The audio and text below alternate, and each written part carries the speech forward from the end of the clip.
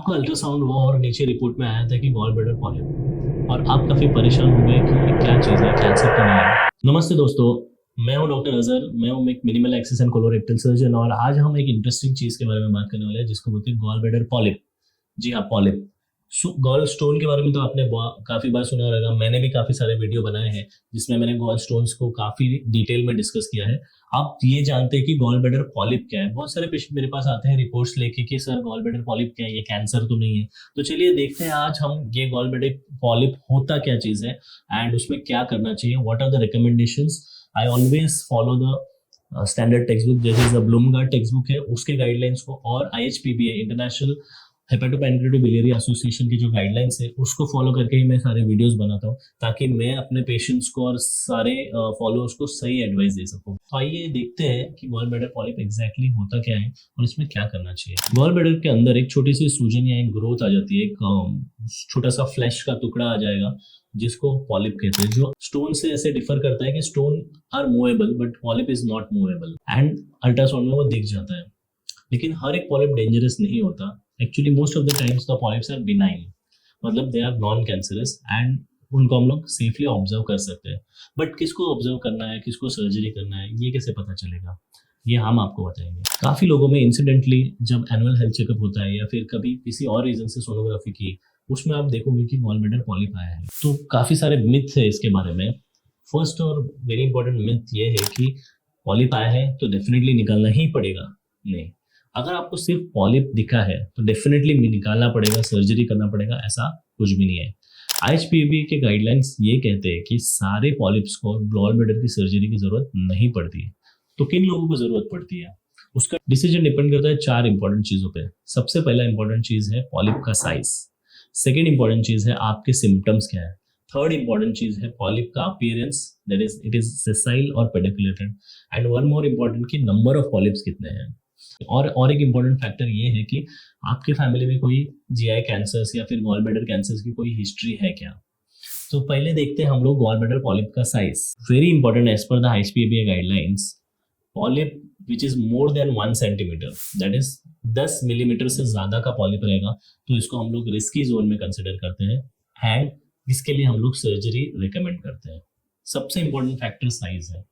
अगर ये less than 5 mm है और आपको कोई भी सिम्टम नहीं है तो इसको हम लोग सेफली ऑब्जर्व करते हैं और गाइडलाइंस के हिसाब से 6 to 12 मंथ्स में हम लोग इसकी सोनोग्राफी करा सकते हैं एंड सोनोग्राफी करने के बाद हम लोग डिसीजन ले सकते हैं। अगर उसकी साइज में कोई इंक्रीज दिखा तो definitely surgery, if there is no increase in size then we will just continue the follow up. अगर पॉलिप का साइज 6 mm से 9 mm तक आया तो ये एक ऐसा जोन है जिसमें हम लोग को अदर फैक्टर्स को भी कंसिडर करना पड़ता है बिफोर टेकिंग एनी डिसीजन।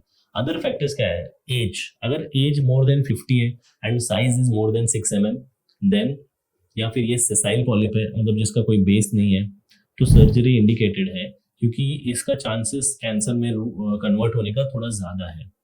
अगर कोई भी पॉलिप हो कोई भी एज में मोर देन 10 मिलीमीटर या 1 सेंटीमीटर, डेफिनेटली हमें उनके गॉल ब्लैडर की सर्जरी करना बहुत जरूरी है। ब्लूम का टेक्स्ट बुक ये भी रिकमेंड करता है कि 10 mm या उससे ज्यादा बड़े polyp carcinoma gall bladder develop होने के चांसेस काफी ज्यादा होते हैं। तो अगर आप या आपके किसी फ्रेंड को या आपके किसी लव्ड वन को गॉल ब्लैडर पॉलिप है जो 1 सेंटीमीटर से ज्यादा है और उस इंसान ने अभी तक कुछ किसी को दिखाया नहीं या फिर उसको सही एडवाइस नहीं मिली, तो आप उनको तुरंत सर्जन से, अपने नजदीकी सर्जन या आपके सर्जन के पास जाके एडवाइस ले लीजिए for the surgery of the gall bladder. अगर आपको गॉल ब्लैडर के साथ कोई सिम्टम है, सेकेंड वेरी इंपॉर्टेंट पॉइंट, जैसे कि आपको अपर एब्डोमिनल पेन है, ब्लोटिंग है, गैसेस है, खाना खाने के बाद नॉसियाटिक फील होता है, ब्लोटेड फील होता है, ऐसा लगता है कि खाना नहीं खाना चाहिए, तो even if the polyp is small, in this cases we should plan for surgery. Because ये जो सिम्टम्स आते हैं, सिम्टम्स का मीनिंग है कि ये पॉलिप वहां पे सिर्फ बैठा नहीं है, वो पॉलिप वहां पे इन्फ्लेमेशन कॉज कर रहा है इनसाइड द गॉल ब्लैडर। अगर वो वहां पे इन्फ्लेमेशन कॉज कर रहा है तो इरिटेशन करेगा, अगर वो इरिटेशन कर रहा है तो वहां के सेल्स को स्टिमुलेट करेगा जिसकी वजह से लॉन्ग टर्म में कैंसर के रिस्क भी बढ़ सकते हैं। तो अगर आपका पॉलिप सेसाइल है, जिसका मतलब है कि ब्रॉड बेस, उसका स्टॉक नहीं है, या फिर आपके फर्स्ट डिग्री रिलेटिव में किसी को गॉल ब्लैडर कैंसर है, तो हम प्रिकॉशनरी तौर पर गॉल ब्लैडर सर्जरी की सलाह देते हैं। थर्ड थिंग, चलिए रेगुलर केस की तरह हम लोग देखेंगे कि एक पेशेंट है जिसको गॉल ब्लैडर पॉलिप आया है 1 सेंटीमीटर का और उसने इग्नोर किया, तो इग्नोर करने की वजह से क्या हो सकता है, अगर सस्पिशियस पॉलिप को इग्नोर किया तो वो कभी कभी गॉल ब्लैडर कैंसर में कन्वर्ट हो सकता है. See, gall bladder surgery simply without any cancerous thing is very simple. But अगर गॉल ब्लैडर कैंसर में तबलीग होता है तो वो सर्जरी 10 टाइम्स मोर कॉम्प्लिकेटेड हो जाती है, 10 टाइम्स मोर मेजर हो जाती है, एंड वेरी हाई चांसेस कि उसको हम लोग मिनिमल एक्सेस तरीके से ना कर पाए.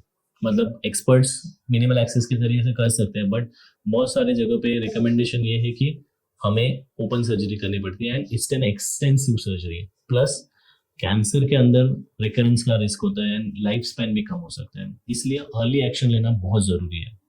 सो मेरे इस वीडियो से आपको क्या टेक अवे मिलेगा या फिर क्या आप समझोगे? तो सिंपल चीज़ें याद रखना है कि अगर पॉलिप लेस देन 5 मिलीमीटर है, फॉलो अप करना है. 6 महीने या फिर 12 मंथ्स पे एक बार सोनोग्राफी करनी है और अपने सर्जन के साथ फॉलो अप में रहना है. अगर 6 to 9 mm का पॉलिप है तो रिस्क असेसमेंट करना है. If it is more than 50 years, if there are symptoms, definitely go ahead with surgery. If the polyp is more than 10 millimeter, irrespective of any age, any sex, you have to undergo the surgery, definitely. तो चलिए ये चीज़ मैंने काफ़ी आपको clear कर दिया है. तो अभी आपको नेक्स्ट टाइम जब ये रिपोर्ट किसी से पता चलेगी, आपके किसी फ्रेंड्स, फैमिली, रिलेटिव्स को अगर गॉल ब्लैडर पॉलिप के बारे में आया तो उस टाइम पे आपको पता रहेगा कि what are the things to be done. सबसे इंपॉर्टेंट चीज़ है, this video is not a medical replacement. You have to, आपको अपने डॉक्टर्स और मेडिकल की सलाह लेना बहुत ज़रूरी है. जस्ट बिकॉज ये वीडियो देख लिया है इसका मतलब हम कुछ करेंगे या नहीं करेंगे, ऐसा नहीं होता है. Definitely you have to go to the medical practitioner और गेट योर सेल्फ इवेल्युएटेड. अगर ये वीडियो आपको अच्छा लगा, यूजफुल लगा, तो प्लीज़ अपने फ्रेंड्स एंड फैमिली के साथ शेयर कीजिए. एज ए मेडिकल चैनल मेरी यही कोशिश रहती है कि I should give maximum information and correct information to my patients and followers. Thank you so much.